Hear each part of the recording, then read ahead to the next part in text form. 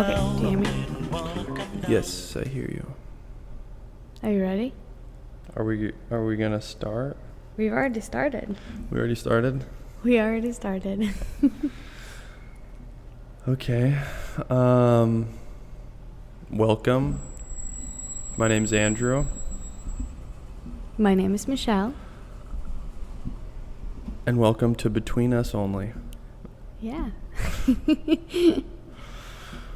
So, I guess, we wanted to start a podcast together because we wanted to work on something together, I think. Yeah. Right? Right? Because it would be fun. And I also I guess, for the people that follow us, they seem interested in what we're doing, and we thought this would be a good way for everyone to get to know us better. Yeah. So here we are. Here we are. How are you feeling? Good. I feel good. This is something we've talked about for like the last year. So how do you feel like we're finally sitting down? I feel kind of nervous about it. I know. I noticed that. You feel very camera shy, which I'm very shocked about. Yeah. Well, you and Hannah have been doing this for, how long have you guys had your podcast for? Almost a year. Yeah. So, now you're kind of... Yeah, but we don't really film. Yeah, but it's not so much that I'm nervous about filming. I'm an actor, so people give me lines to say. So when you have to just say things yourself, you feel kind of put on the spot, you know? Yeah. Another thing I thought about doing this podcast with you was it would be so nice to it's going to be like a little video diary, I feel. Yeah. To look back on and see Yeah. how good we were looking when we were young. Yeah. I'm really excited about, because I feel like we're so caught up in the things that we're pursuing. Mm-hmm. And obviously we see each other every single day and we spend a lot of time together, but I feel like we're so caught up in our routine. It's like you get home from work, we talk about how our day was, we start making dinner. Yeah. You start making dinner. I try to help, but I ruin things. And then we either we'll sit down and have dinner together, or we'll eat dinner while we watch a movie. So this is I just feel like this is going to open up so many different things, just different things that we could talk about. Mm-hmm. I don't think we don't really have a plan, but no. It would be cool. I think each episode we can dive into specific ideas or yeah. But I think this one is more just we're gonna kind of get the feel of things and just kind of chat and also to just introduce ourselves to you guys. Yeah. So how about we start with tell everybody where you're from and what brought you to LA? So my name is Michelle, for you guys that don't know. I moved to LA, I think it was 6 years now. It was in 2018, and I moved here to study fashion. And my plan was to just stay here for 2 years, but that obviously changed when I met this man right here. Yes. Yes. What about you? What made you move to LA? Well, I originally moved to San Diego in 2013. That is crazy. I was 22. That is also crazy. Yeah. And then I tore my ACL when I was 23. Went through a very dark period of my life because my whole identity was taken away from me, which was skateboarding. Then I think it was 2016, I went into an acting class. By chance. I didn't really know what I was doing, and my family wanted me to go back home to Washington, but I wanted to stay in San Diego because I kind of felt like a failure. But I remember I did that acting class, but like right around that same time, Wander and Andre scouted me while I was bartending in La Jolla. Yeah. And then like I think 2016 I did New York Fashion Week with them, and then kind of everything from there, just like the acting stuff I was taking classes, but like the modeling stuff really, like that all started happening pretty quickly. But I then moved to LA. What year was that? I would say end of 2019. Yeah, somewhere, yeah. So like 2019. Yeah. We met in 2018. We met in 2019. Well, at LA Fashion Week? Mm-hmm. I thought it was the previous year we met. No, we met we met LA Fashion Week in March 2019, and then you moved to LA in like November 2019, and then we started dating in end of January 2020.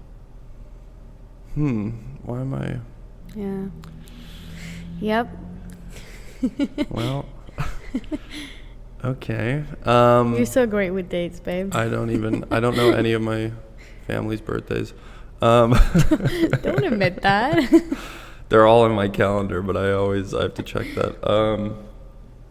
Yeah, so I feel, I mean, yeah, that's all? Yeah, I guess that's all. I mean, yeah, we met. Really, when we met, I feel like that's when everything really started falling into place, for me, at least. Like, yeah, and that was also right before COVID. I know, which is crazy, because, like, I feel bad because obviously that was, like, an awful time for pretty much everybody. But, like... We had a good time. You and I pretty much moved in together. We were together every single day. Yeah. We were thriving. Which is, like, I know it's not... That's terrible, because it affected so many people badly, but luckily it didn't affect us badly. I know, yeah. Like, it was fun, because people always said, like, oh, COVID either make or break your relationship. And, I mean, yeah, we definitely thrived. Yeah. We got married, like, a year later, so... Yeah. Yeah. I mean, we were with each other, like, every single day. Yeah. Because we also had the curfew in LA, so it was like... Okay, are we going to be at my place tonight, or are we going to be at your place tonight? Yeah. We were mainly at my place, though. Yeah. You had the laundry machine. Yeah. So, yeah. What, I mean, I know all this stuff, but I'm going to be asking these questions. What sparked your interest in fashion? Are these, like... For the questions we prepared for later? No. Okay. I'm just going further into your passion for into my fashion. passion. What do you say? What like sparked your? I know the answer to this, but like what originally like piqued your interest in it, or like? Do you? I mean, I barely. Oh, you know. want me to say? Oh yay, please. Well, when you were younger, I'm not exactly sure what age you were, but you asked your grandma about what she like, what are you doing?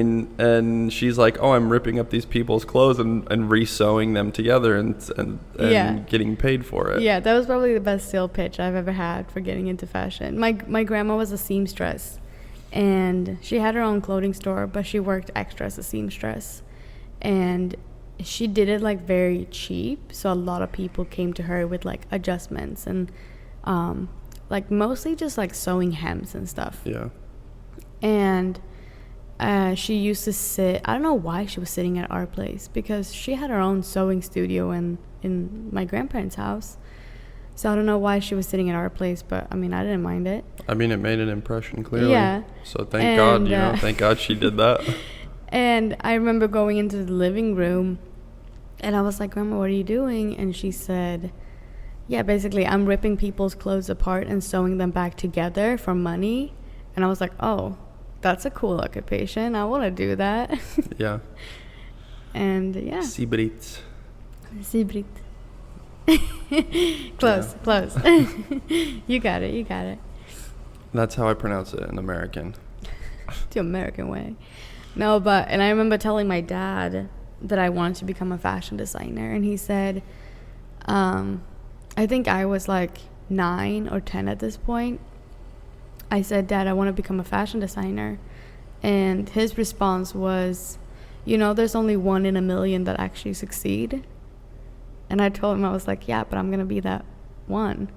And he's like, okay, let me tell me what I can do to help you. And I was like, okay. Which, I don't know if that's a accurate statistic, but... No, of course not. But it was just like, I think it was for him to show me that, like... It's going to be really hard. It's going to be really hard to pursue. Yeah. And he was like, are you completely sure this is what you want to pursue? Yeah. And once I confirmed that, he was like, okay, what can I do to help you? Yeah. Which, I mean, he has been like one of my biggest supporter in this. So yeah, he's the one that made it possible for me to come to LA and study fashion. I think that's one of the main things too, that like you and I connected so much over. Like we're both pursuing things that are so like insane to try to pursue. Yeah. They're both very hard fields to succeed in. Yeah. I mean, it's like how many people do you hear about that actually that they're successful and that it's like 1 in a million, but yeah.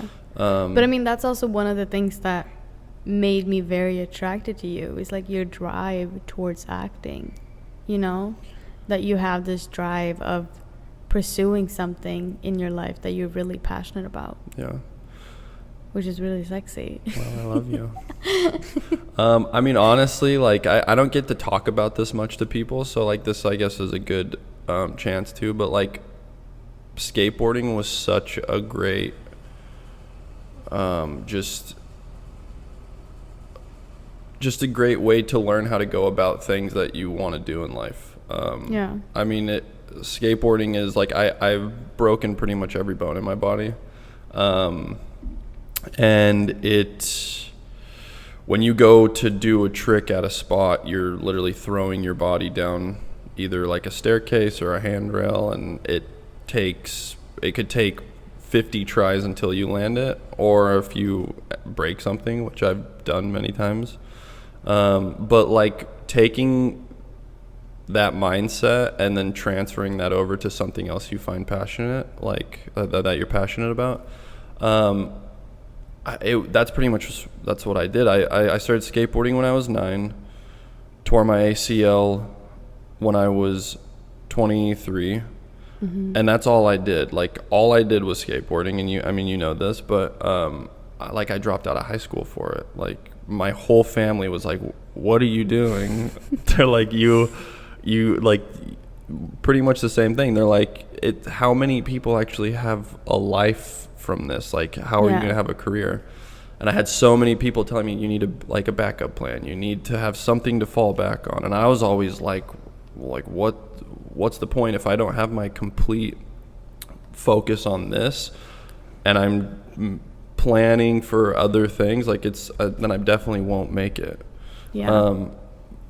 But that mindset that I had towards skateboarding, like once it was taken away from me, clearly, like I had a really bad year. I was drinking and doing drugs and just like not taking care of myself.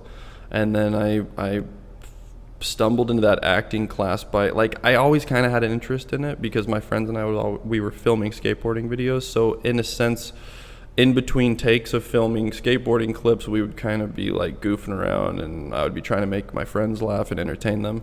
So there was like a sense of like, I knew I enjoyed entertaining people.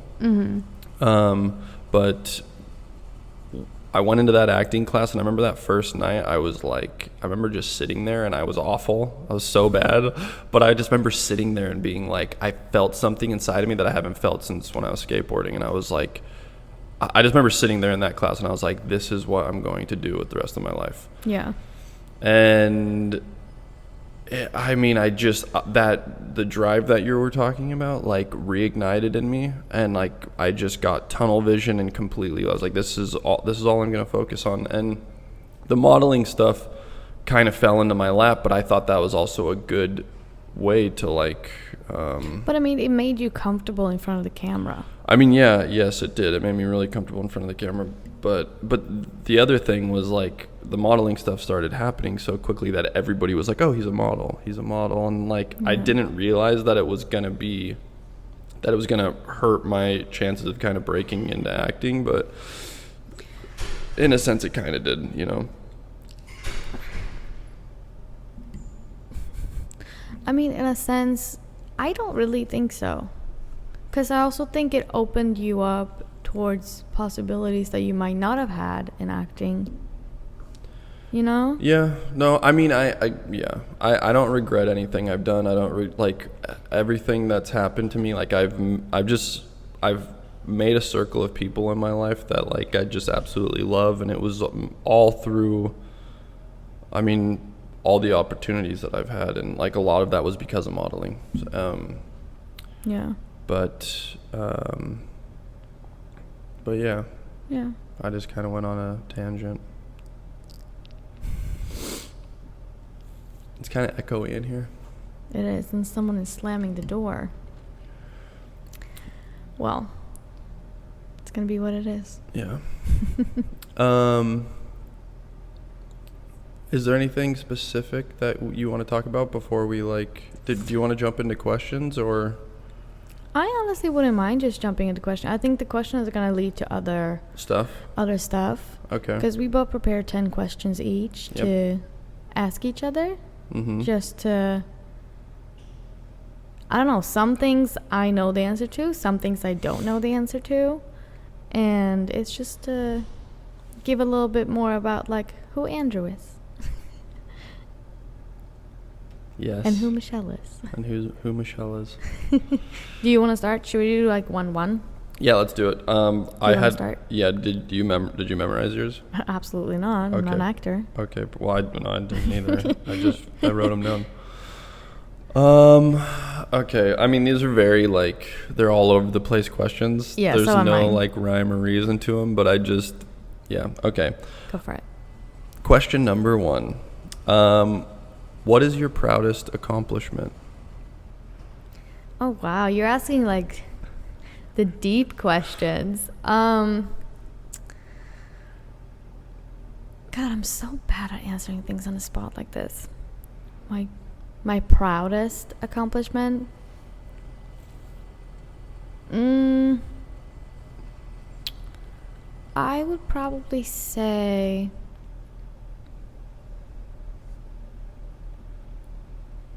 I don't know. I feel like I have multiple ones, and I feel like they're making me proud in different ways. Yeah.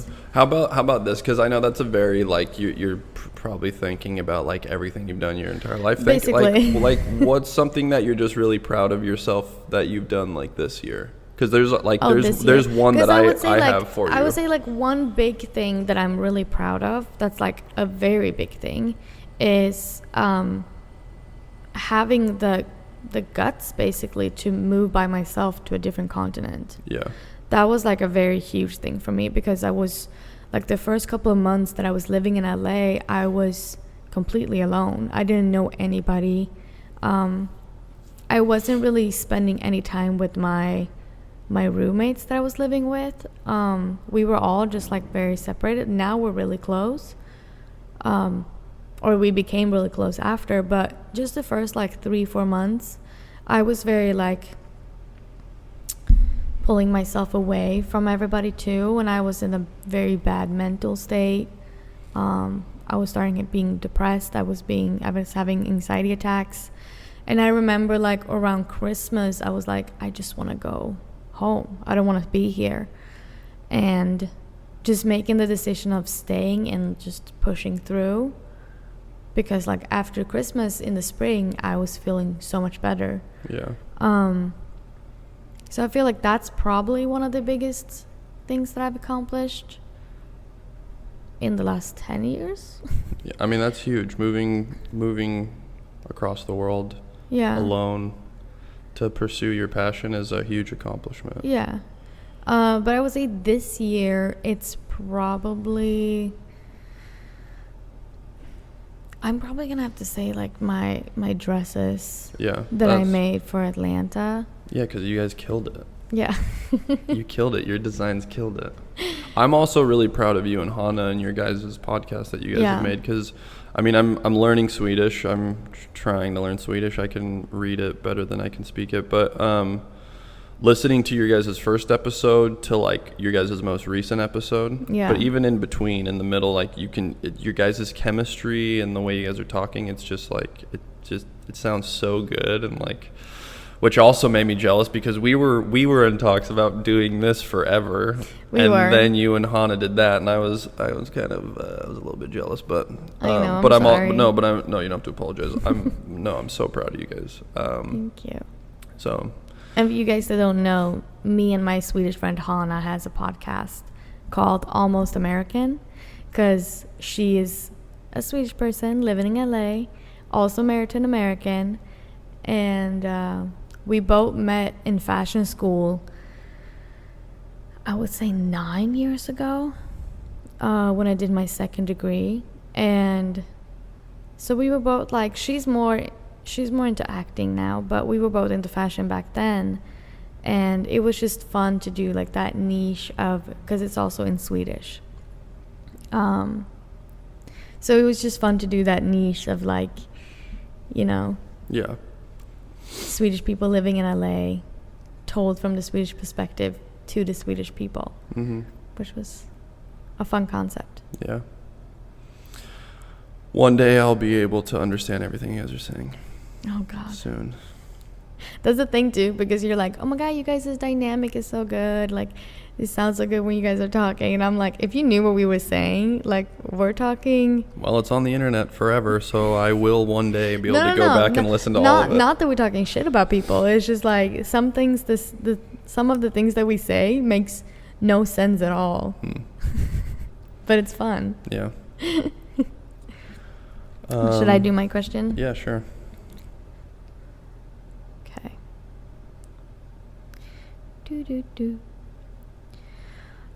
What made you pursue acting?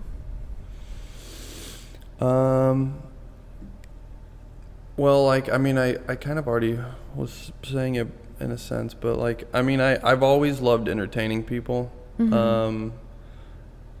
Even like when I was really young, before I got into skateboarding, I was kind of a weird kid. I would obsess over like certain characters, and like I would just I mean, one was Michael Jackson. That was a big one. Like, I'm not kidding you, I dressed up like him for like a year and a half. I would have my mom draw a mask of his face on a paper, and I would tie it around my face with a string, and like I would yell at her if she didn't get the hair right, like this, the like little curl, like a strand of hair across his face. And she worked at a daycare, and I went to the daycare, and I would be running around the daycare with a Michael Jackson paper mask on my face, and all the ladies that worked with my mom, they were like, he's gonna grow up to be a serial killer. They were genuinely like, thought I was gonna grow up to be like the weirdest person, which I am, but no, but it's very charming though. Well, thank you. And you were baby. So cute as a kid too, with your curly I mean, hair. I had that in my favor for sure. But then I also I was really into Peter Pan. I literally had a Peter Pan costume that I wore for an entire year. Yeah. And then somehow that transitioned into leprechauns, and then I dressed I can see that. I dressed like a leprechaun for an entire year, and I wholeheartedly believed in them. I would go to my grandma's house and look in the backyard for 4-leaf clovers, which I ended up finding one, and then and then I framed it, and my mom was going through old stuff a couple days ago, and she messaged me, and She found it? She said it should be in one of these boxes, and she's still looking for it. But I was like, if you find that, like, I want you to mail it to me. Because I swear to God, I'm one of the luckiest people. Like, I'm just lucky to be alive with all the crazy shit I've done in my life. And I have a feeling that it has to do with that 4-leaf clover that I found in my grandma's backyard. But going back to your question, I loved entertaining my family. I was super shy outside of my family. Like, I was really, really shy. Like, I did a talent show, I think, in like first grade with my two best friends. Both their names were Steven and Steven. We sang the Itsy Bitsy Spider, but it was a rap version, and we danced to it. Do you have the song? it was just like, the itsy bitsy spider crawled down the water spout. Down came the rain and washed the spider out.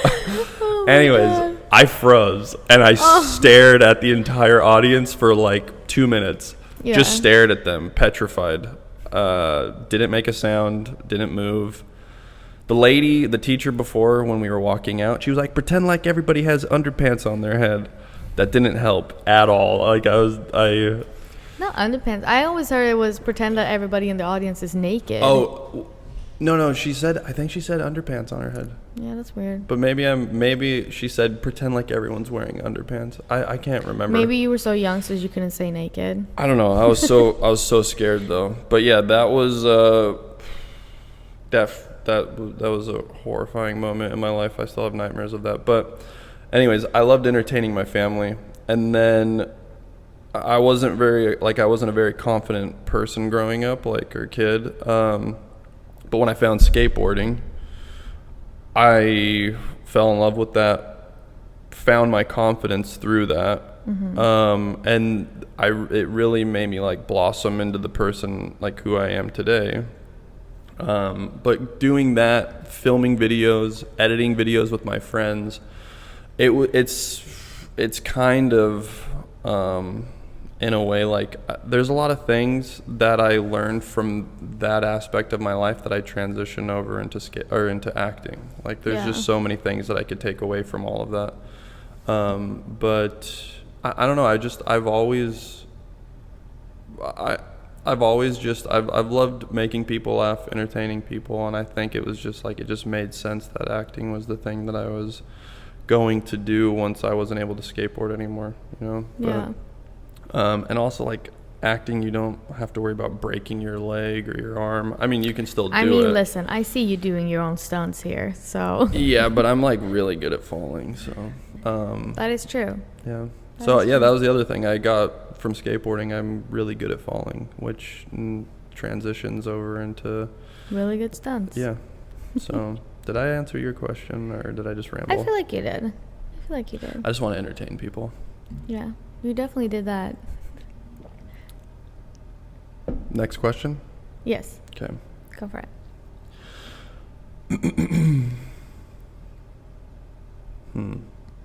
I'm looking at these again because I wrote these down yesterday, and I Let's do them in order. Okay. How have you changed? How have you changed the most over the past 5 years?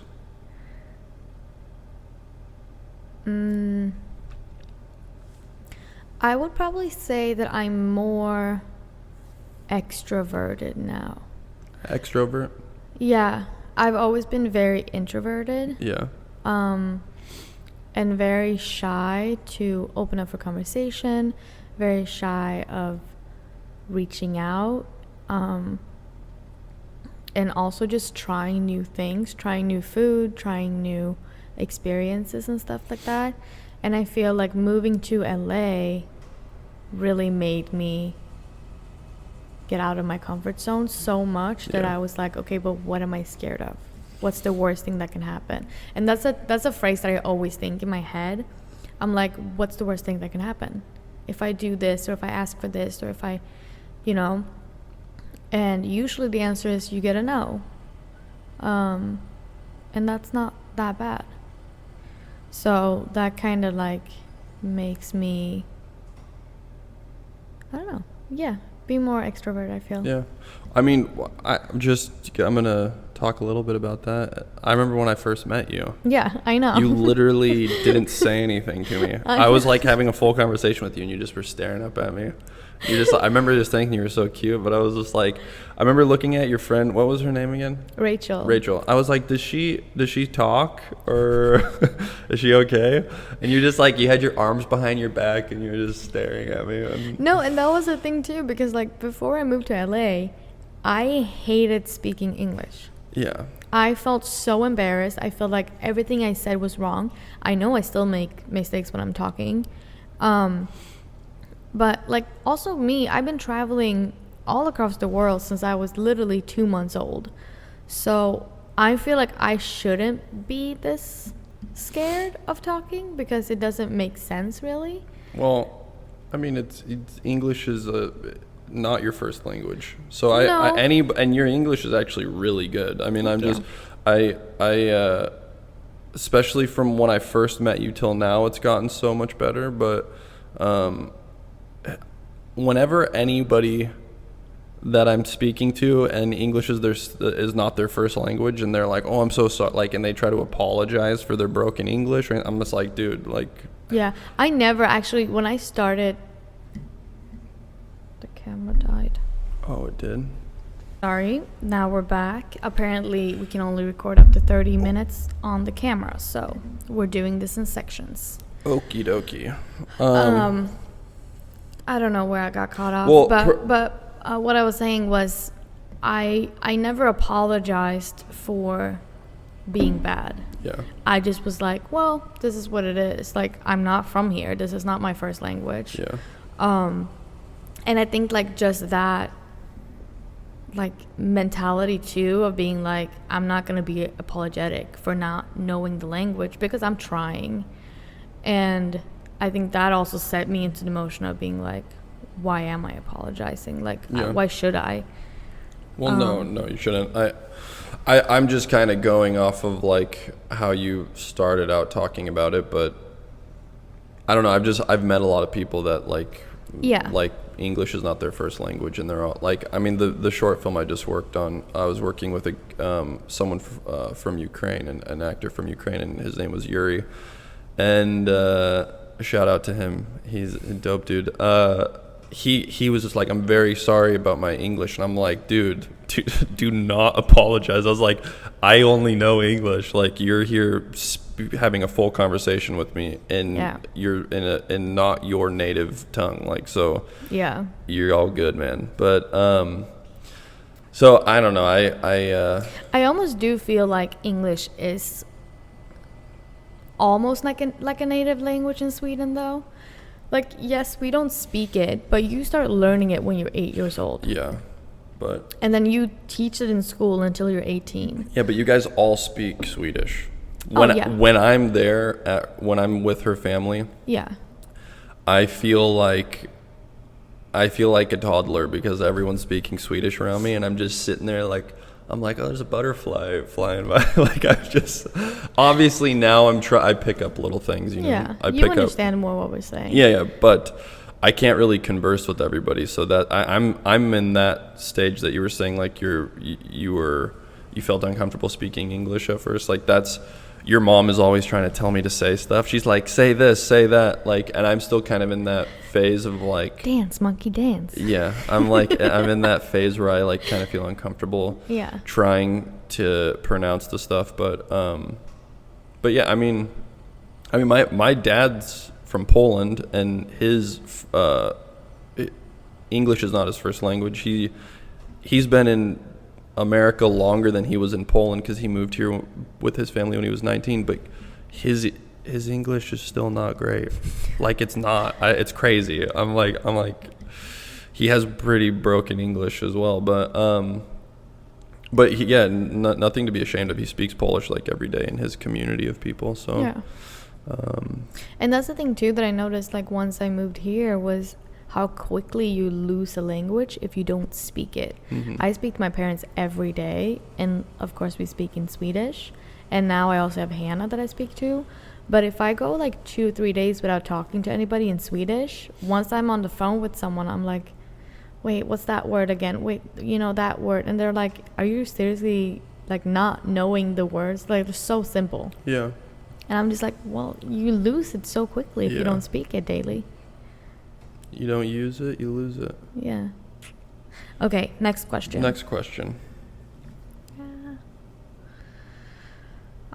What do you value most in a relationship?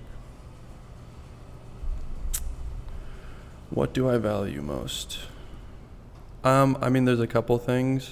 Trust. Mm-hmm. But I think with specifically our relationship is like our friendship. Like I love hanging out with you.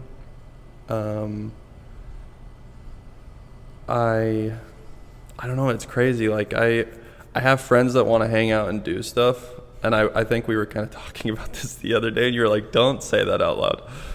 I have friends that I absolutely love, but it's when I have days off, I just want to spend them with you. Yeah. But I mean, yeah, obviously trust is like, I think one of the most important things in a relationship, because without that, it's you're doomed to fail, I think. But I love our friendship. I love how we can just spend days and days and days and days and days with each other and like not get, I mean, obviously we bicker and we fight. We fight over really stupid things, but which I'm like grateful for, that we're not fighting over like what most couples fight about. But yeah, just our friendship. Like I love hanging out with you. I love doing new things with you. Yeah. Next question. Next question. This one's not too hard, I don't think, for you. What's your favorite way to spend a day off? My favorite way to spend a day off? It honestly depends. It depends on what season it is. Yeah. Because if it's like fall or winter, I like to spend it inside. I like to like either like cuddle up to a movie and like just be cozy, or Which we do a lot. Or I like to sew. Yeah. But that is like such a mental weight, because you need to prepare so much mentally for me to sit down and sew for 10 hours straight. Yeah. But if it's like sunny, I like to be outside. Yeah. I like to do things outside, and it doesn't matter if it's like going to the park, going shopping, going thrifting, or if it's, I don't know, just doing something outside, going to the pool. Yeah. Next.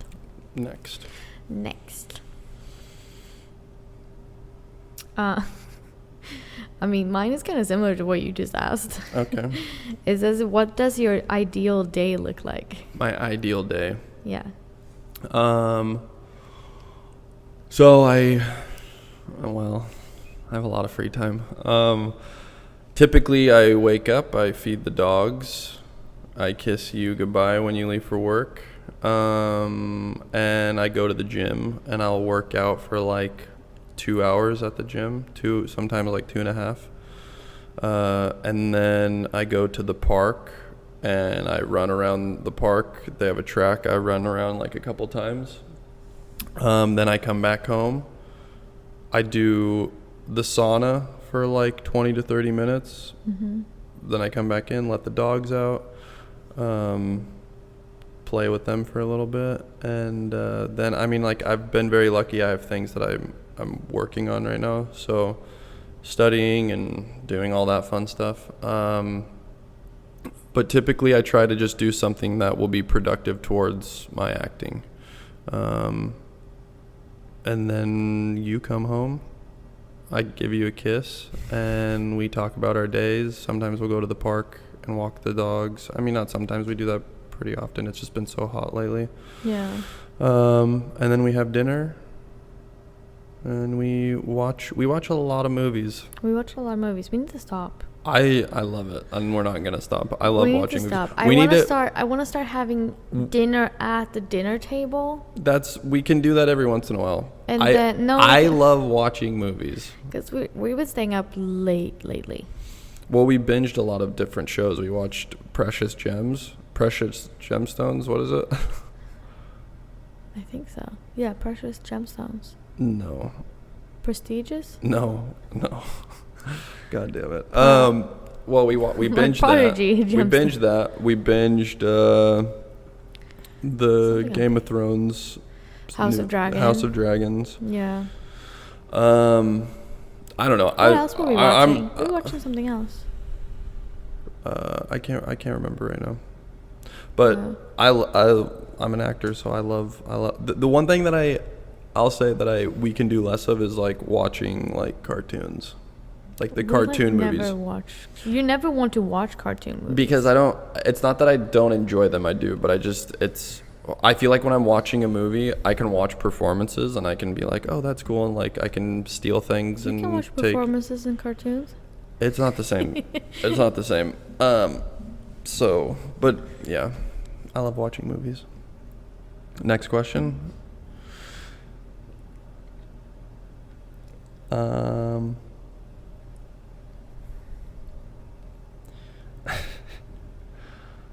This is kind of. Is there any like causes that you're like passionate about? Causes? Yeah. I know there's one or two that I can think of off the top of my head, but I think the biggest cause is saving animals from shelters. yeah. The Dove Project, shout out. Yeah. But just mostly like, because we were talking about, I'm telling him all the time, I want to adopt all the dogs in the world. Yeah.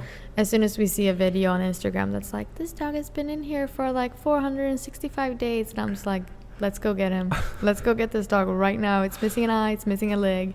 Let's go get him. He's so cute. And I'm like, we can't. We have 3 animals that we already rescued. We can't do anymore. So once we have a big house, Yeah. we're going to have a lot of... I'm down, but I don't know if I want to get more dogs though, but I can really look into... I want to get a farm. I want to really look into fostering animals. I think we should get a farm and we can have like 100 dogs. Yeah, but we can never leave then. Yeah, we'll have people. We can never go to Sweden. We'll have No. like house sitters. We'll have people that will come watch them. But I really do want to do fostering because there's so many dogs that can't be in shelters and they need Yeah. a home until then. So I know you, and you know me, yeah, but and if we foster an animal, we're gonna have another animal. No, but if we keep them, we can't help the next one, and that's the thing. Like, Baby, I love you so much, but you know that we'll foster an animal, and within 2 weeks, we're like, okay, well, we're keeping them. We love them, and then like, well, we can do one more. We could foster one more. Then we'll foster it, and then you'll be like, well, I love animals. I do too, but it's. Also, I made keeping Lucy up to you. Because I was telling you, I was like, if you don't want to keep her... Yes, and look what happened. Yeah, I said, if you don't want to keep her, then we will find her a new home, but we need to make sure that she's safe. And I laughed in your face about that. I was like, we're not getting rid of her. And first you said, we're not keeping her. We can't keep her. We can't afford to keep her. And then a week went by and you said, we can't get rid of her. I'm in love with her. And I said, I know. She's such a good dog. I do love animals and I love saving them. We're right by a road, so you can hear cars. So we apologize. Is that a car? Yeah, that's an engine. Well, and then I do love the environment. Yeah, you're Swedish. You guys have like 20 different garbage cans for like different colors. You're like, this is the green glass. This is the clear glass. This is for color food. Glass. This is for plastic. This is for paper. This is specifically for just shellfish. This is for. This is for batteries. This is for. No, there's 9 different garbage. I mean, listen. More power to you guys. Yeah. It's just yeah. Yeah. The United States is great. Like, I remember when we were first together, I was going to throw away a microwave or something, and you were like, No, a smoothie mixer. Oh, yeah. You're like, you can't throw that away. I was throwing away a smoothie mixer, and he just, like, went to the trash can and just tossed it in the trash. And I was like, what are you doing? And he's like, well, I'm throwing it away. And I was like, you can't throw it in the trash. See, but that's the thing is here, it's like, you can put it in whatever bin you think, but it's all going to the same place here because America sucks in that sense. Like, we just dump everything at landfills. So I'm not saying that's good, but oh my god, what is happening? It's this car right here. It left. Jeez. So the environment, which is a great one, and then animals. Yeah. I think we've done our share for. Yeah. I mean, like, something I always wanted to try to do, which is, there's 2 things, and I've seen it from movies or I've seen it from documentaries, like both parts, but I also feel like it would be so cool to, like, once in my life fly somewhere and either go to, like, like a rescue thing for animals that are like What do you mean, like a shelter, like in an? yeah, but like for more wild animals, like an elephant. Like an elephant rescue? Yeah. And like stay there for like a month and help out. Yeah. Oh yeah, that would be awesome. Or go to like a country, and like help out the kids. Yeah. Like I feel like that would be so fulfilling to do. And I mean, yeah, it would be. Like that would be a really cool experience too. If we could actually be helpful. I don't want to be like, I don't want to be like the stupid people that are like getting in the way and. You know. But like actually help out, Yeah. like help out building stuff, building. Or help out like in school, like teach them things, or like just help out generally with any supplies that they need, you know. I think building shelters and like digging wells and stuff which I think there's probably a ton of stuff that there could be done. Yeah, I feel like that would be so cool to do too. Yeah. I'm very passionate about a lot of things. And I think like I know how you and I think and like how we are, and I know when we're like in a more stable situation with like when we get a house and we're more like financially stable to do these things more freely, like I know we're gonna be doing a bunch of cool stuff like that will be that'd be so cool. Yeah, that would be very cool. Okay, is it my turn? Is it your turn? I think it's your turn. It's my turn. Okay.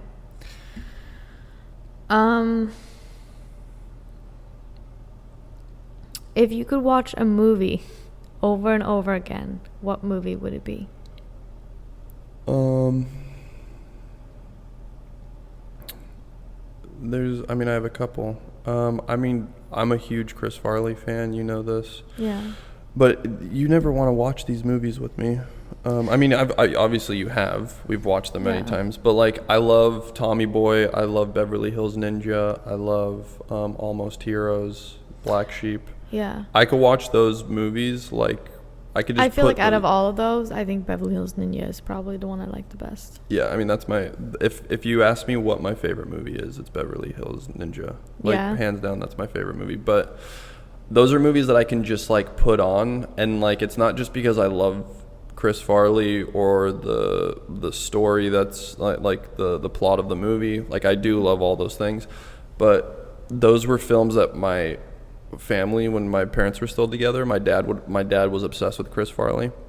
So he would be like, let's watch Tommy Boy, let's watch Black Sheep, let's watch Beverly Hills Ninja, and we would all be like, let's watch a different movie. Like we always watch those. I remember the first time I went to Spokane to see your family, and I remember we were at Kasha's house and your dad put on Almost Heroes and everybody just passed out on the couch. Yeah.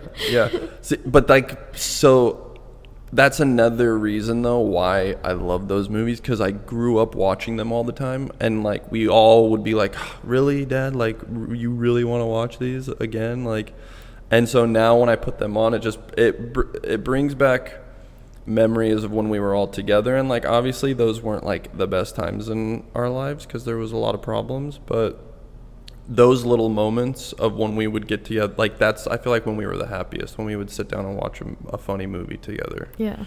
And so like it just brings back kind of memories like that. So that's those movies. Yeah, it's crazy. I don't really have a movie like that gives the same kind of purpose that you have. Like, my family and I watched it over and over again, and it brings back, like, the only thing that I can say that I have like similar to that is that my family watched Desperate Housewives when it was airing on the TV. So every funny. Wednesday at 8 p.m.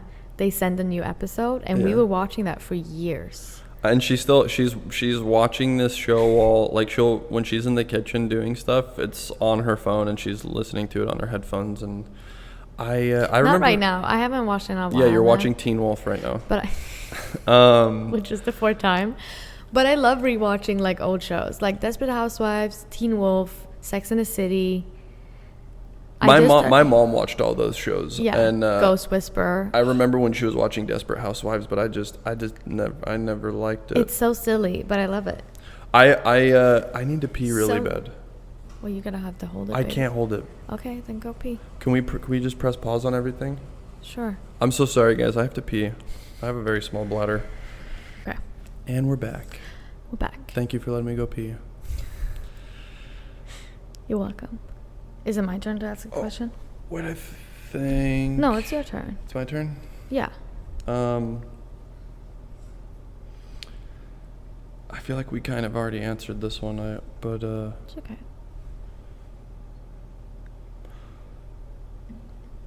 it's kind of like when you have a day off or something. But what do you like to do when you have nothing to do? It's kind of like. I like nothing.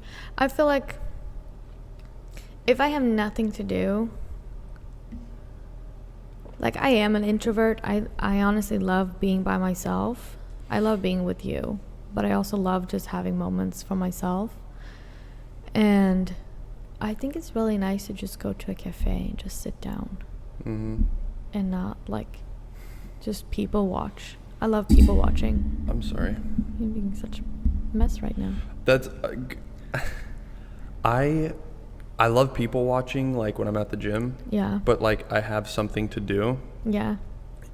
When you and I go to restaurants or anything, Yeah. I eat really fast. I know you do. And I'm like, let's go. I'm ready to go. I know. And As soon as we like sit down to like sit at a cafe or something, you're always just like, you eat what you got, you drink what you got, and then you're like, okay, let's do something else. And I'm just like, can we just like sit here, take a breather, like calm down? And you have an issue doing that. It's like my ADHD, and then also I don't know, like working in restaurants and stuff. Yeah. I don't know. It's. I can tell that you get stressed out sitting at like places Yeah. and like not doing anything. Yeah. I don't know. I don't even know what it is. It's like if I don't have something specific to do, like, I don't know.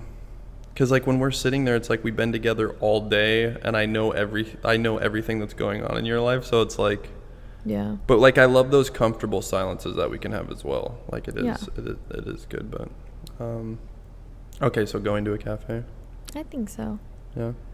Or just going in stores. Like I don't go and buy stuff. I just like to go and look. Yeah, which is, again, it's like, for me, it's like watching movies. I'm thinking Yeah. about acting. You going and looking at clothes in stores, it's like you're looking at designs. Yeah. You're looking at it a different way. What it's also a lot about, because people are always comparing retail shopping versus online shopping.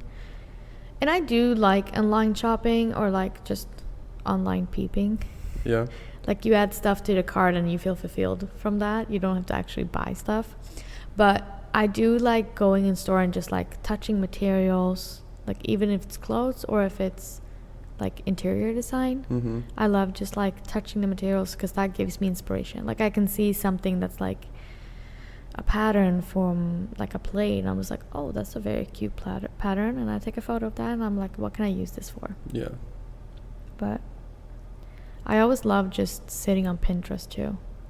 Yeah. Like, you see me sometimes Yeah, I just know. sitting, and it's like, it's just in one way pointless scrolling, but I'm scrolling with a purpose. Yeah. I don't know. I mean, it's. I have my like 72 different folders of Yeah. different categories. I think that's more productive than like getting lost in like reels or something, or like just scrolling on Instagram. But I mean, Yeah. but there's like good things on Instagram too sometimes, like little videos of like, I like when I find like little happy interviews with like actors talking about their process, or like there's little good nuggets of information. But I do hate when I get stuck scrolling on Instagram though. Yeah.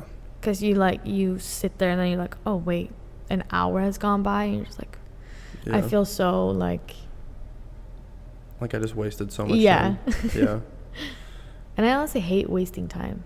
I don't like when that's the thing, like if I like to always have a plan. Mm-hmm. Even if it's a spontaneous one, I like to always have a plan with the day.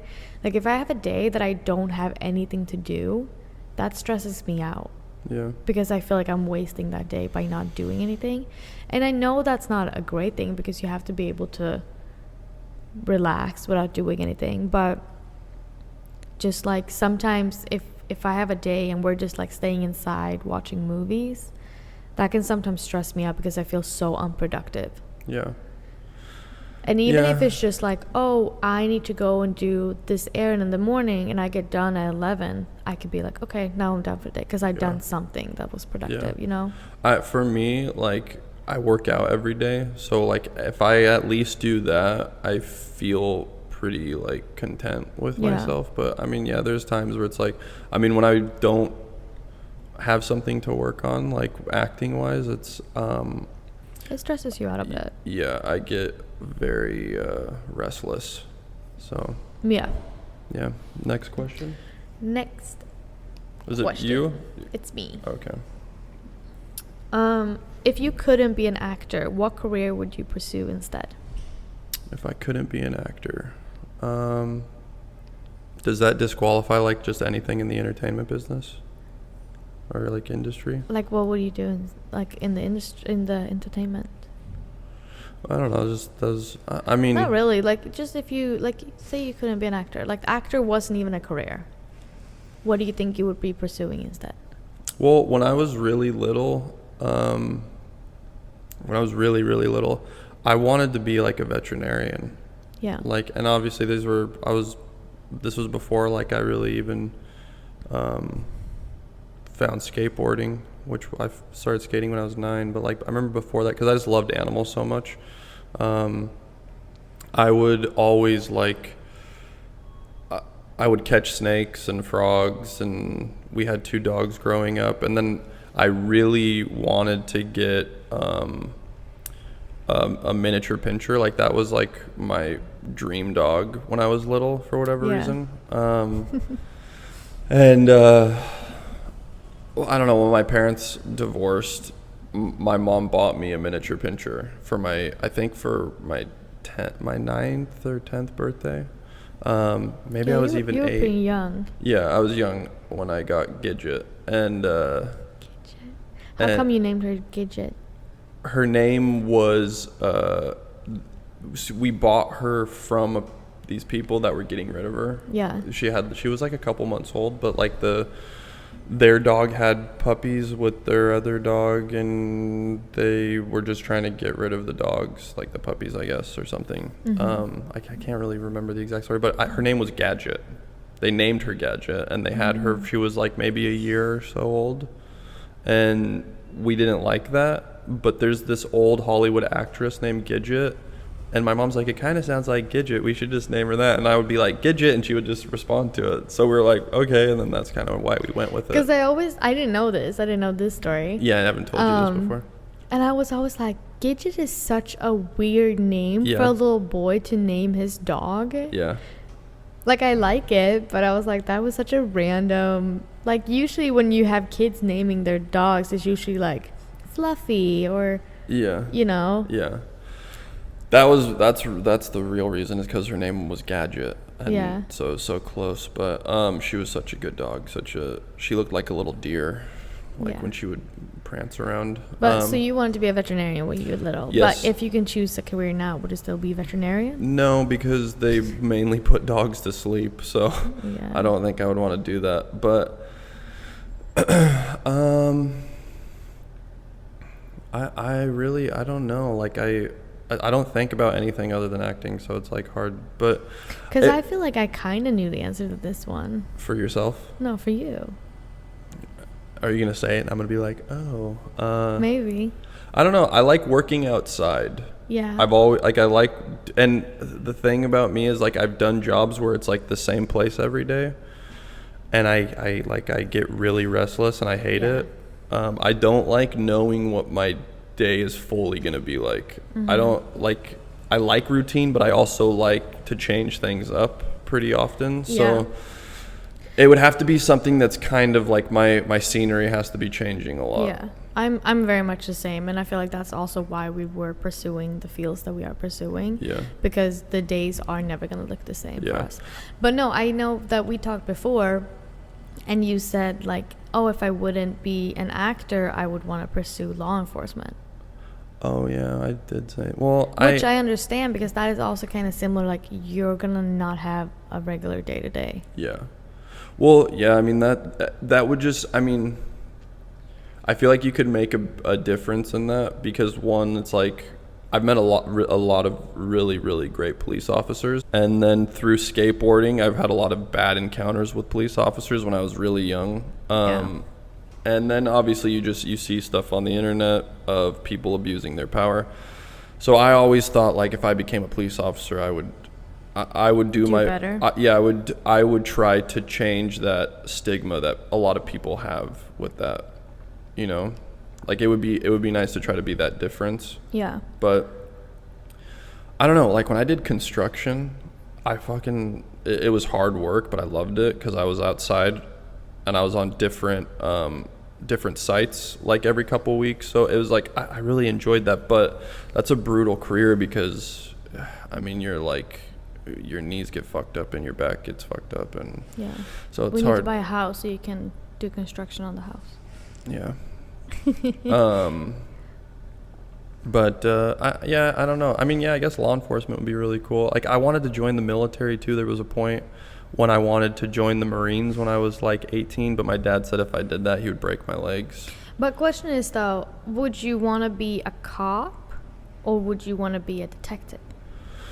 Well, I'm 33 now, and I think you would have to do you can't. I don't think you just jump to detective. I don't know the exact process, but I think you also need maybe a degree. If we did like make believe, like if you could be.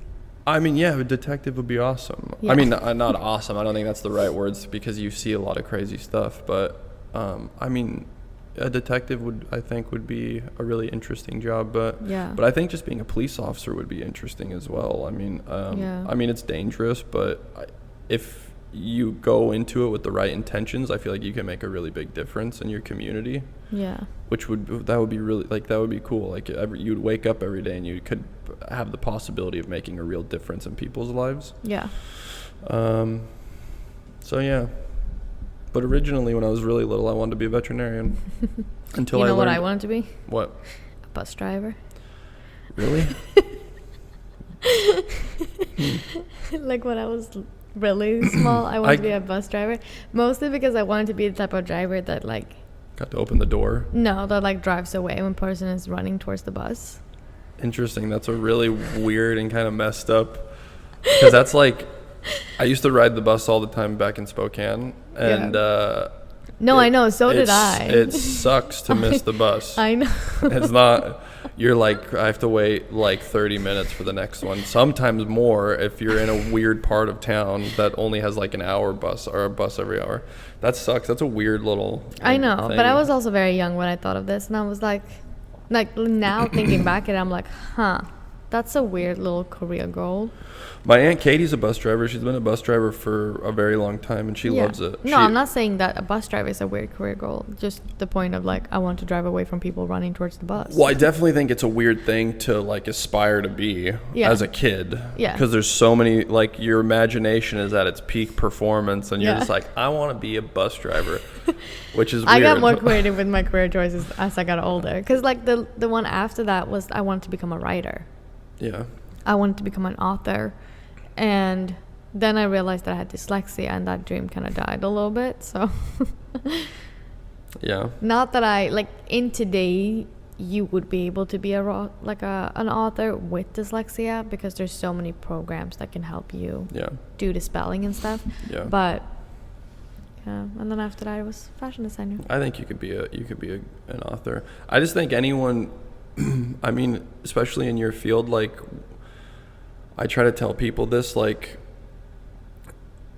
like every aspect of your field. Like, you don't just hand sketch your designs, you're like a beautiful artist in that aspect. Like you're so good at drawing, and then on top of that, you're so good at just like creating like little pieces of art out of any means. Like that clay painting thing that you did is beautiful, but every aspect of your field, and it's like you can sketch the designs by hand, or you can sketch them on your iPad with your little iPad pen. Then you can make the patterns yourself, And then you literally can sew everything, like on the industrial sewing machine we have in our apartment. Like, you literally know every aspect of your field, which is, I think, so impressive. Because, like, being a model, I've met a lot of fashion designers, and they just know how to, like, make the design. They have no other insight into the rest of the process. And so it's like, I think that's very, I mean, that's unfortunate, I think, because you miss out on so many other little parts. But, like, I don't know, I just think that's so cool. But to have all of those skills, you need, like, a very big imagination, I think. And so going back to originally what I was saying, I think you'd be a really good author, because I think you have a great imagination, you know? Yeah, and I mean, like, coming back to what you just said, like, that is thanks to my dad, as, like, a self-employed, like, he has his own business. Mm-hmm. He always told me, you can always hire a person to do something, but you need to know how to do it yourself first. Yeah. Mostly to not get, like, scammed, or know the value of the work, so you don't get overpriced for it, or you don't get, you know. Yeah. I mean, and if you're at the point of where you're hiring someone to do something, like, you should know what their job is. Yeah. You know? You should know what their job entails. You should have done it at least a couple times. But I don't know. Like, I feel like this is all a strength that I have and a weakness, because, like, when I'm on a set working with everybody, I like to understand what everyone's job is on set. And, like, obviously with the more movies I've done, I know everyone's part they play. But every aspect of it, behind or in front of the camera, like, I'm interested in. And it's sometimes hard for me to turn my brain off while I'm doing scenes or something, because I'm, like, thinking about, like, where the sound guy's positioned, or where the mic's positioned, or where the camera's at. And, like, sometimes it's like it can be detrimental to my performances, because I'm thinking about all these other things that are happening when it's not my job to be doing that. But it interests me, you know? Yeah. But yeah, I don't know where I was going with that. Yeah. Well, I think it's your turn to ask a question. Okie dokie. How many questions do you have left?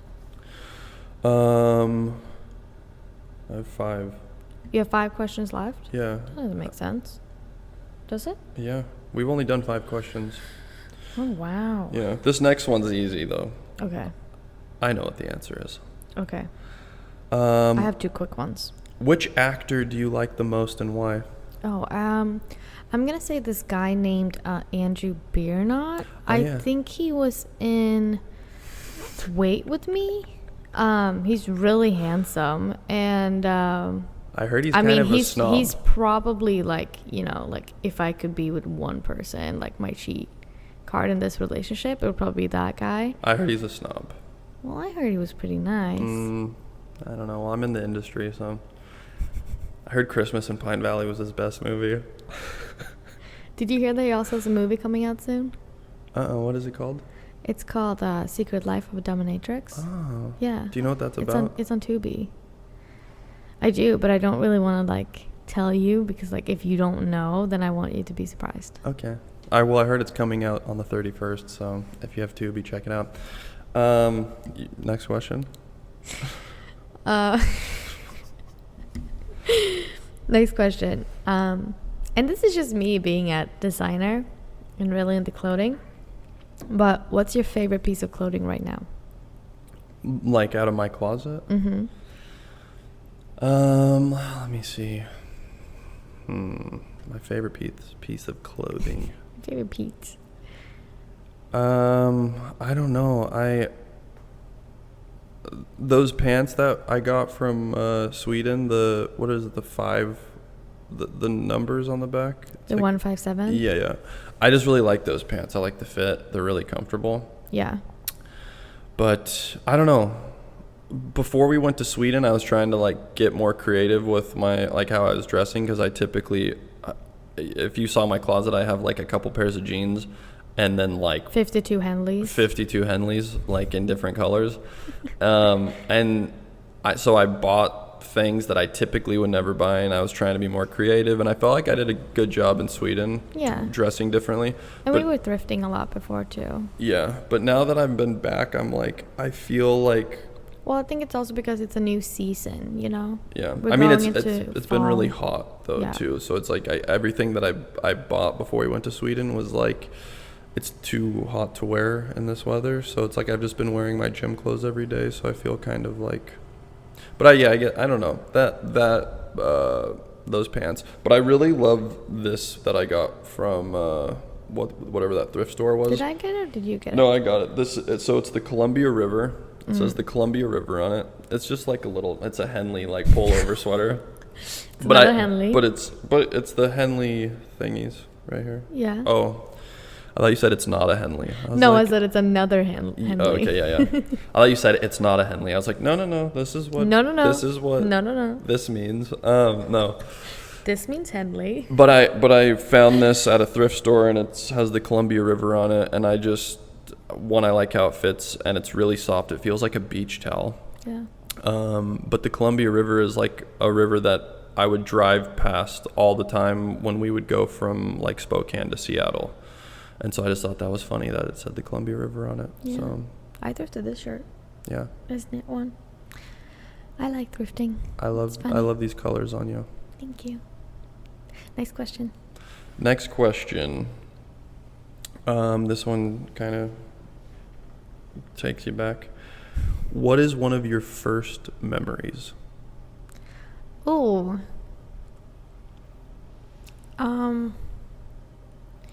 I think the first memory that I can like remember clearly was my 4th birthday. Okay. And my dad, he used to work as a security guard and a bodyguard towards a lot of people. The movie with Kevin Costner, when he protects Whitney Houston, the bodyguard, that movie's based on her dad. It's not. It is. It kind of is. It could be. He was Whitney Houston's bodyguard, and they played chess, the big chess in Stockholm, and the movie's based on her dad, Matt's. That would be crazy if it was. It was. Okay, keep going. But he was the security guard of a lot of, like, basically any big rock or, I want to say pop, but not really. Her dad is a living legend. He was working with a lot of people. And also a side job that he did was that he was head of security for the Swedish version of the Gladiators. And for my birthday, I apparently went into the dressing room because we had access everywhere. I've heard this story on this show. So I went into the dressing room where all the gladiators were, and I was like, you guys are all invited to my birthday. I'm turning 4. And I remember running down. We have a really long entryway to our front door. And I remember first standing on our terrace on the front of the house and seeing all of their cars driving up to our house and parking. And I remember running down to meet them at the road. But yeah, I think that's my first memory. Yeah. And there was 6 of them, 5 or 6 of them that came. That's so cool that they came. And they gave me a signed football with all of their autographs on it. Like a American football or a soccer. A soccer ball. Yeah. It's a football. I just had to clarify because I was I didn't even know what American football was. I was back that's then. so weird that they had an American football to sign. That's crazy for me. As soon as I'm thinking football, I'm like, oh yeah, a soccer ball. You know, Yeah. like for you guys, what I'm thinking is a soccer ball. But when I say football for you, you're thinking of an American football. But I got that, and I still have it, which I think are really cool. But 2 days, I think it was 2 days or was 1 day after my birthday, 2 of them passed away in a car accident. That's unfortunate. And then the show got shut down. So Dang, that's crazy. I felt very like that is also a memory that I hold very dear. Like the fact that they did show up and like, because they were also my two favorite characters, but Yeah. they were my two favorite gladiators. But that's my earliest memory that I have. Yeah. It's a good memory. I mean, It not is. the part that they passed away. That's unfortunate, but Yeah. that's Their really dog survived though. It was a husky. The dog was also at my birthday. that's so cool that they came. Yeah. It was very cool. Next question. Next question. I also remember my brother was like, they're not going to come. They're not going to show up. And I was like, yes, they will. And then they showed up. And I was like, they came. They came to my birthday. Next question. If money wasn't an issue, where would you live? If money wasn't an issue, Anywhere in the world, where would you live? well, we're going to have a place in Sweden. Like that's gonna happen, but Yeah. I mean, like I don't know. I like LA. It's a little bit crazy. Yeah. But I like the warm weather. So like ideally, it would be nice to have a house that we can like live somewhere over here in Southern California, like for the snowy cold seasons in Sweden, and then we go back to Sweden during the nice time of the year. Yeah.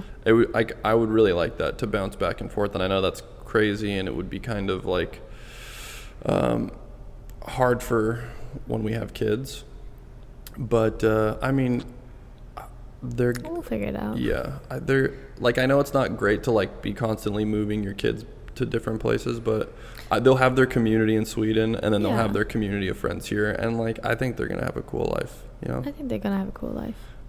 But that, if money wasn't an issue, but this is what I feel like we are gonna do, we will do in the next couple years. Yeah.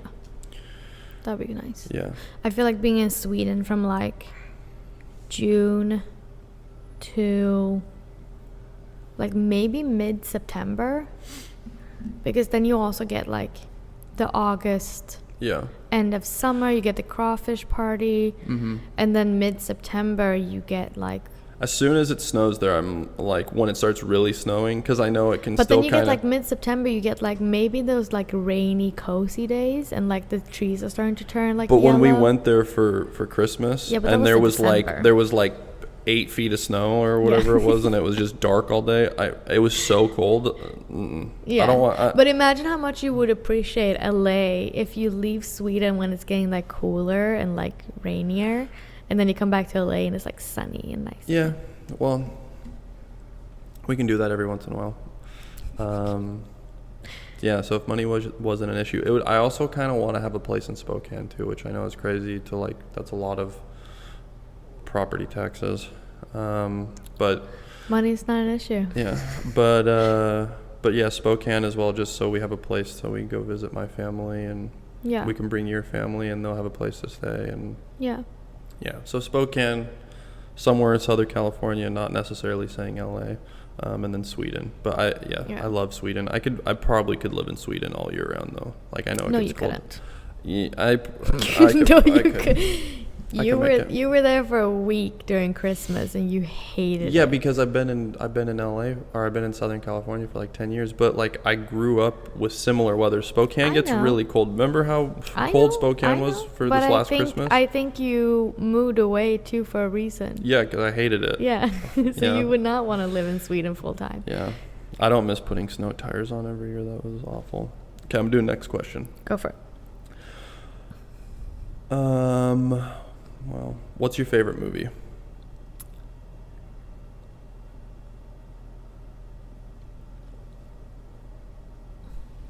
Honestly, I think right now, which might be a shocker to you, but I feel like a movie I really like and could watch over and over right now is The Wedding Singer. I mean, it's a great movie. Yeah, it's a fantastic Yeah, movie. but I'm just saying, probably like, watched I'm that. just saying, like, it's probably a shock to you because you probably didn't think that would be it. Your answer? Yeah. I thought you would probably say like I love Burlesque. Love Actually. No, not Love Actually. What's the Christmas one? Oh, The Holiday. Yeah, I love The Holiday. Yeah, I That's do my too. favorite Christmas movie. The Holiday is amazing. But no, Holiday The is- Wedding Singer is. I could watch The Holiday any time of the year, but it's my favorite Christmas movie for sure. Yeah. It's a good But The Wedding movie. Singer is so funny. Like, I love Drew Barrymore. I love early Adam Sandler. Yeah. Adam Sandler is so talented. Yeah. Like, I don't, anyone's opinion about him, I don't care. Like, literally my 3 favorite actors, which is like, always like, I feel like people are taken back by it, but it's like Chris Farley, Jim Carrey, Adam Sandler. Like, I love those guys. Well, like, I feel like you can add another one to that list. who? Brendan Fraser? Yeah. Yeah, Brendan Fraser as well. And a 4th one, honestly, too. Who? I don't know. I can't think right now. He passed away. Oh, Robin Williams. Yeah. Yeah. I would say that's your top 5. Because all those guys' movies, like, those are like comfort movies to me. Like, I can just Yeah. put them on and they just make me so happy. But Yeah. but like most actors are like, Daniel Day-Lewis is my favorite, or like James Dean or Marlon Brando, or I don't know, Steve McQueen. I don't know. Like, that people will say all these, like, which are all great actors, and I love all their movies. Yeah. Like I love, like, Paul Newman is someone I really love, and I love all his movies. But I don't know. But you feel like these guys are more like... I don't know. I really appreciate their stuff a lot, and I think that they were extremely talented. And I think it's also because, like, their movies has been shaping you to who you are today. yeah, Chris Farley is one person that I feel like it's not that I think he's underrated, because I think people really did love him, but I don't feel like people looked at his acting abilities to where they actually were. Like, he was a really, really, really funny person, but he was also a really, really, really good dramatic actor. Like, there's a scene that he does in Tommy Boy when he's on the sailboat, when he brings the girl, the love interest, out onto the boat, and he's talking about his dad, and it's such a truthful, like, he's really talking about his dad right there. Yeah. And it's just such a beautiful scene, and he was just so goddamn talented. And, like, anybody that doesn't agree with me just hasn't really watched his stuff and listened to what he was saying. So Yeah. Next question Next question. is you. It's me. It's a short one. Okay. What is your favorite season? My favorite season, I mean, we don't really get seasons in LA anymore. No, but if you could choose a season. In LA, I like the winter season because it's still nice, but it's like not hot to where you're sweating all day. Yeah. So probably like fall and winter in LA, but when I'm back home, like, I love spring and summer. Yeah. So I like it to That's be true. I like it to be warm, but not to the point where it's like you're just dripping sweat and you can't breathe, or like you have to like, I like wearing like a light jacket. I like when it's warm if it's tropical, like if you're on vacation. Yeah. But not if you're going like every day-to-day life. Yeah. Which I think LA is pretty, like, LA really only has like it's very rare when we have these really hot days that we've been having the past like couple weeks, like, Yeah. I mean, I guess month. It's been like in the 80s to 100, like 90s or whatever. Yeah. It's been really hot, which is like not really common, because I feel like last summer wasn't that bad of a summer. Like, we didn't have any heat waves. The previous summer we had a heat wave. Mm-hmm. But I don't know. I like it when it's warm, but you can still like throw a jacket on. Not a jacket. Like a light jacket. I Sorry. like Sorry. hitting the mics all the time. I like when you can put on like a sweater in the evening. Yeah. I like that. Yeah. But I also like not having to need to wear a sweater. Yeah. When it's like so warm that you're just like, ooh. Yeah. Okay, next one. Next question. I don't know did I kind of ask this already? I'm going to say it again, and if I already did, then you can tell me to shut up. Where do you see yourself in 5 years? Ooh, that's a lot. It's gonna happen in 5 years. I know. I kind of want to answer this question too, but I see I see ourselves. God, I feel like when I'm speaking about it, I feel like I'm speaking about the both of us. I mean, I kind of think that exact same way. Yeah. But I see us getting a house. Mm-hmm. I see me having my own brand. Mm-hmm. I see us having hopefully a kid. We'll definitely have. We'll have maybe 2 in 5 years. Oh wow, maybe that would be crazy.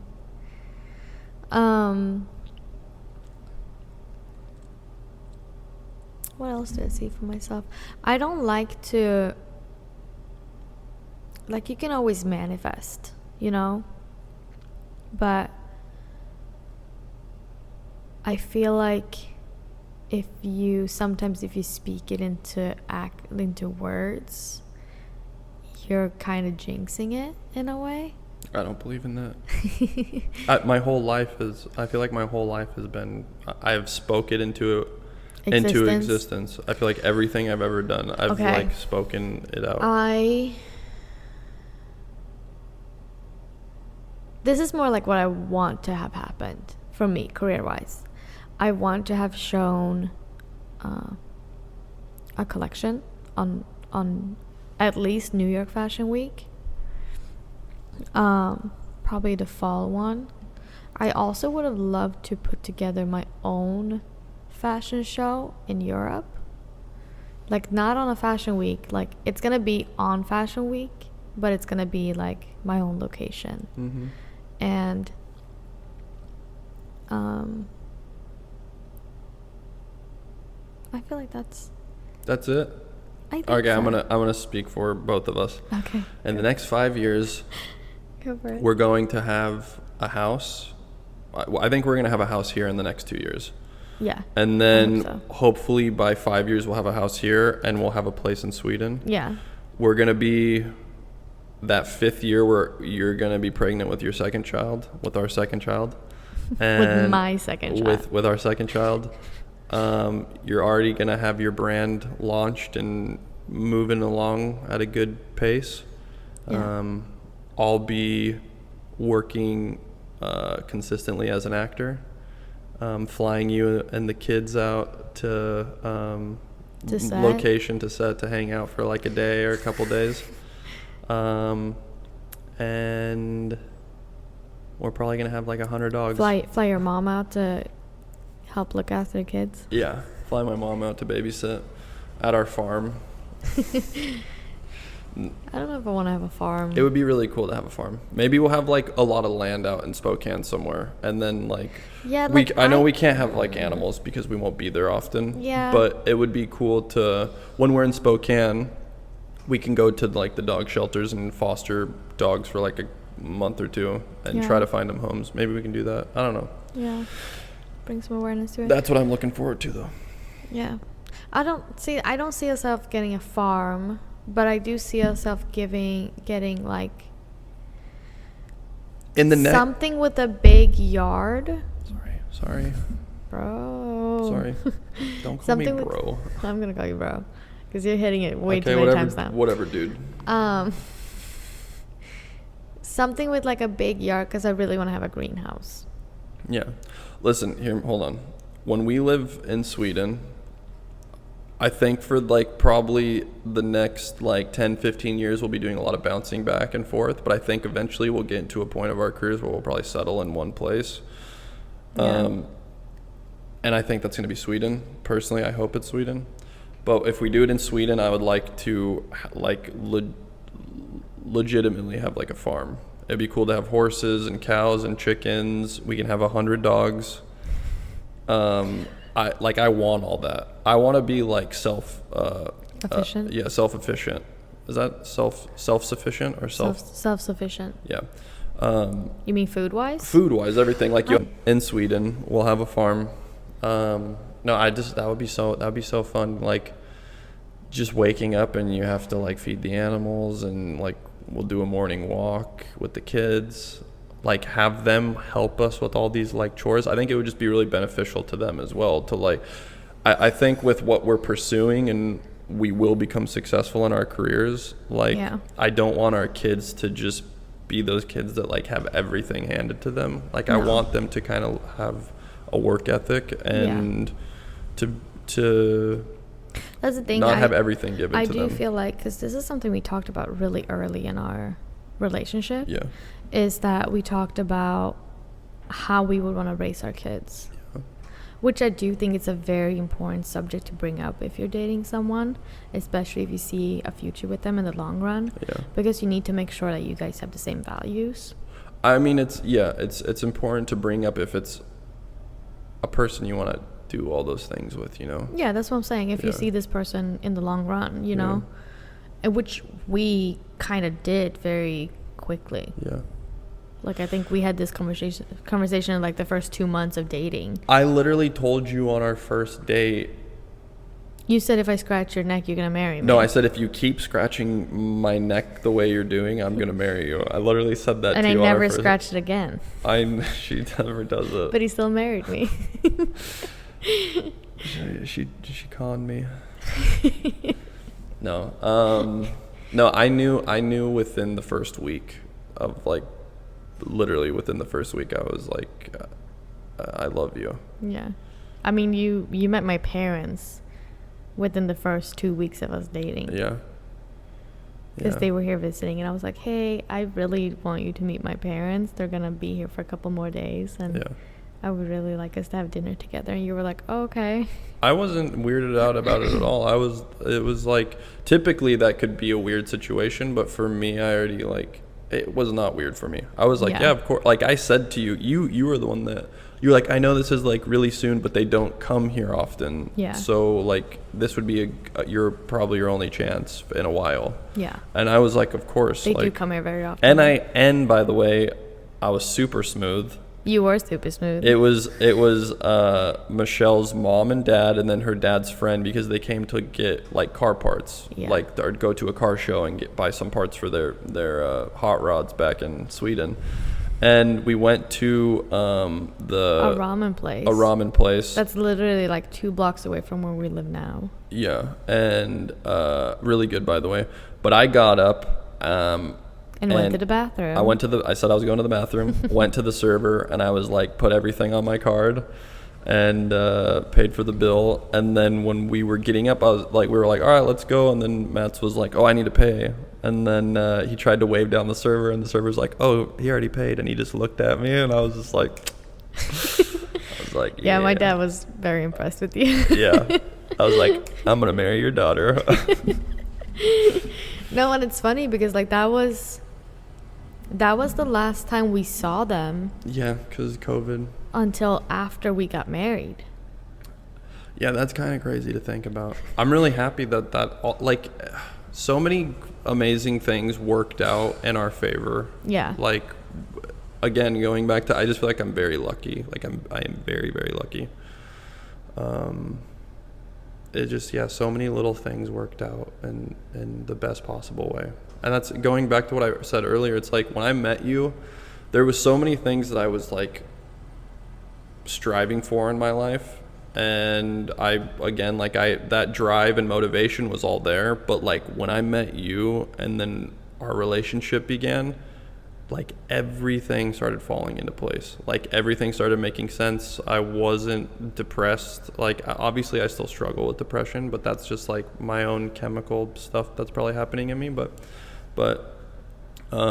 just like, as soon as I met you, it's like everything just started working. Yeah. And so I'm just really grateful for you. Yeah. Likewise. Next question. Is it me or you? It's me. Are you sure? Yes. Oh, yeah.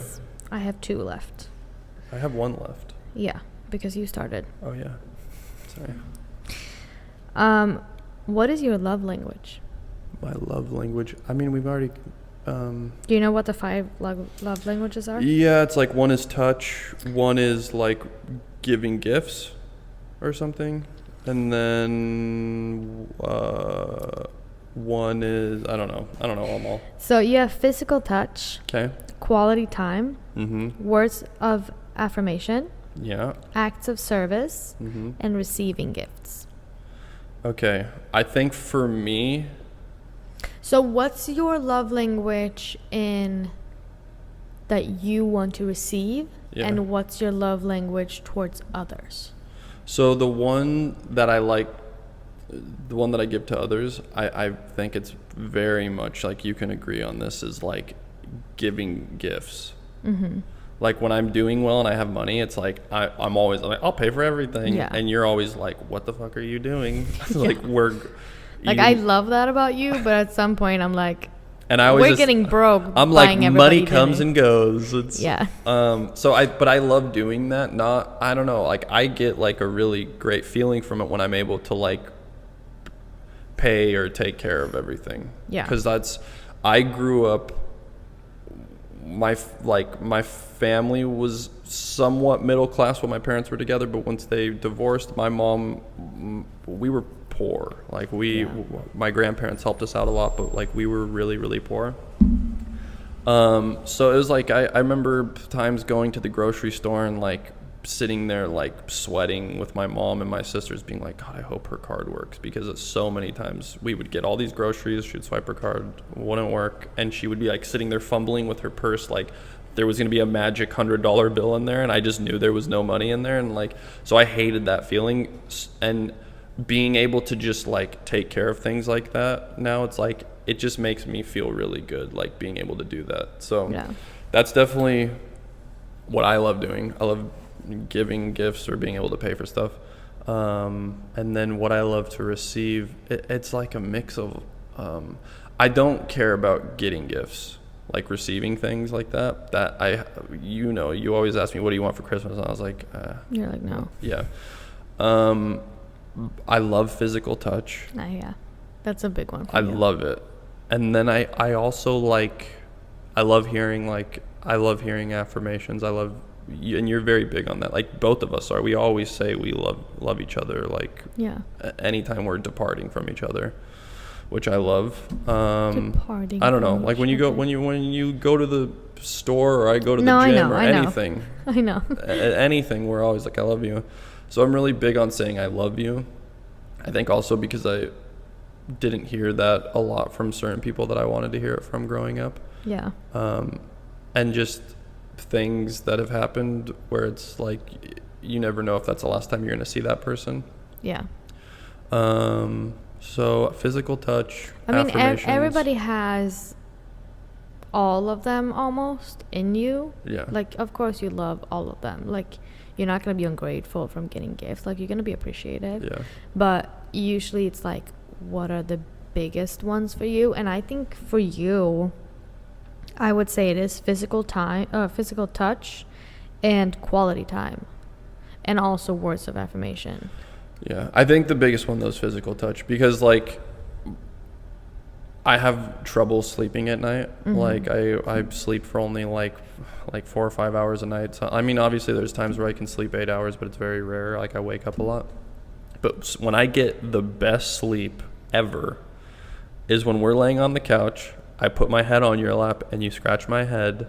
I knock out, and it's the best sleep that I can ever possibly get. Yeah. It's something about like knowing that you're awake and being there with me and like just touching me. It's, I don't know. It's the. Do you know what mine are? Yours are, I would say, is it quality time and affirmations? No, I would more say that it's words of affirmation and acts of service. So like the giving of stuff? No, acts of service, not receiving gifts. So acts of service is more like... Well, no, but that's the thing, is like what I was saying previous was like I love like being able to take care of like, or like... No, I know. Is that not the act of service? No, acts of service is more like I'm going to help you move, or I'm going to help you do this, or like it's an act, or like I'll cook dinner tonight, or... You know, it's like I'll take care of the laundry, or like when you vacuum the house, like that's an act of service, you know? While receiving gifts is like physical items. Well, yeah, receiving gifts, but what is it considered when you're giving gifts? No, but that's more like, so when I talk about my love languages, it's like what I like to give. or receive. No, I know. It's what I like to receive. But then you have the love languages that you send to others, which for me is word of affirmation, and also I would say act of service. But I know that your love language is physical touch, so I give that to you. You know. Yeah.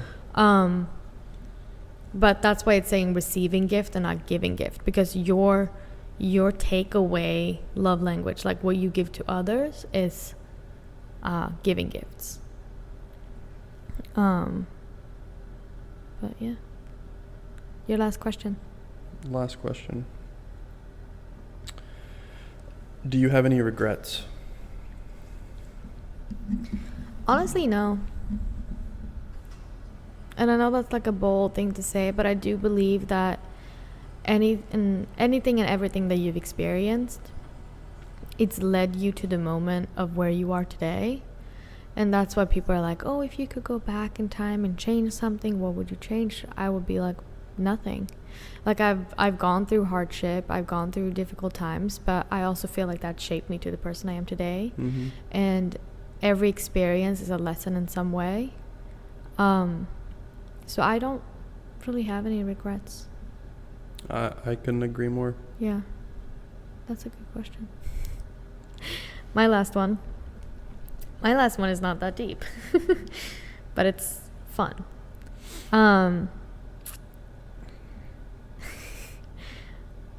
What TV show would you want to be in? And I don't saying as an actor, I'm saying like if that world existed in real life, what TV show world would you want to live in? You're not going to want to hear this. And which one would you not want to live in? Okay. So two different ones. One that you want to live in and one that you do not want to live in. Well, this is going to sound pretty fucked up, but the Fallout series. Really? Just because, like, listen, I broke my ankle one summer. Yeah. And I played the Fallout 3 game on like Xbox 360 or something. I played that for a month straight. Not kidding you, my room was like a dungeon. I didn't leave there. I had the windows boarded up. It was just all dark and like probably smelled pretty bad because like I maybe showered like once every week. Yeah. I just sat in my chair and played that game and I loved it. Ooh, it was stinky. Yeah. But like I don't know, something about being like you're roaming the wasteland trying to survive, scavenging for things, meeting people along the way, doing these little side quests. Like I loved the freedom and openness of the world. And then like we binged the Fallout series, the new series on Amazon Prime. I would want to be on that show. Yeah, I know. I know. Actually be an actor on that show. I'll play anything on it. I'll play a dead body. I don't care. I just want to be on that set. But in that world, I would love to be in it because it's like, it's a post-apocalyptic, but it's like the 1950s, but like futuristic 1950s. You know. Yeah. I don't know. I love every aspect of that whole world they created in Fallout. Yeah. So I know it's messed up. I know it's post-apocalyptic. I know where it's like a nuclear war happens and people come out of these vaults, and then there was still people that survived up above ground and all this crazy shit. And it's crazy. But I would want to live in that. I would protect you. I'd protect you. Well, that's good. And what TV show world would you not want to live in? Probably The Boys. Yeah. Because unless I was a superhero, like if I was a soup in it, then maybe. But if I wasn't, I was just a regular person, that would be so chaotic, so crazy. Like I hate how I love the show. It's very entertaining. But like they made if you were a superhero, like what it would be in this climate, this political and like societal climate that we live in, I don't even know if that makes sense, but they made it so like real, like people are like checking their popularity and like their social media stuff and like that would be crazy. I don't know. So I wouldn't want to live in that world. Yeah. So. God, I feel like one world that I would absolutely not want to live in. Is the one I said, the first one? No, it's The Walking Dead. See, that would be fun for me. No, that would not. That well, would not. okay, be. those zombies are slow. They are not fast zombies. Okay. I don't care. They're scary. No, I mean, there's something about like that post-apocalyptic. I know it's messed up, but it's like messed up. it's like you're talking about society. Do you know what my show that I would want to live in? You say what? Desperate Housewives. I would say Sex in the City. What does that look like? You meet up with your girlfriends at a martini bar, and Miranda's like, I had sex. We spent $400 on Manolo Blahniks, blah blah blah blah. I can't pronounce that shoe brand, but yeah, that would be amazing. Balencia. No, it's Manolo Blahnik, I think. I don't know what you're talking about. It's a shoe brand. Yeah, that to me doesn't. That would be. I don't know. That's not awful. I mean, it's not like that's pretty much the type of world we kind of live in. We're just in LA, not New York. Yeah. So that's not. I think The Walking Dead would be fun. That'd be fun. I would have 2 samurai swords. I'd have a gun on my back just in case if things got a little bit too crazy, too hairy. Too hairy. I don't even know if that's the right term to use. But no, I don't know how things can get too hairy. I don't know. Doesn't matter. But I would. But see, if it was zombies like The Last of Us, are they fast? They were pretty fast. Yeah. Well, yeah, those ones were kind of crazy. Yeah. Or like that movie with Brad Pitt, like World War Z. Yeah, that was crazy. Those things were like tidal waves of zombies running. Yeah, That's not. That wouldn't be fun because we would die. Yeah. No. Anything with zombies, I would kill myself. I wouldn't let you kill yourself. I'd protect you. You say that now, but you can't stop me. So we did our questions. Is there anything that we should kind of touch base on, or do you think? I think we're done to wrap it up. Okay. I hope you guys enjoyed listening. I think either the next episode or I think we should talk about our wedding. That's fine by me. I feel like it was just such a great day, and I think we should invite everybody into that day and kind of have go down memory lane with it because it was such a beautiful day. Yeah. No, that sounds good. But either if you're watching this on YouTube or you're listening to podcast version of this, please give us a follow. That would really be appreciative. I have a movie coming out on the 31st. Secret Life of a Dominatrix. You should check it out. It will be on Tubi. Michelle's other podcast, Almost American. You guys have episodes every what day of the week? Tuesdays and Fridays. So if you speak Swedish, check it out. If you speak Swedish, but if you don't, check this out. Yes. So yeah, thank you guys so much for listening, and I hope you have a beautiful day. Yeah. Bye.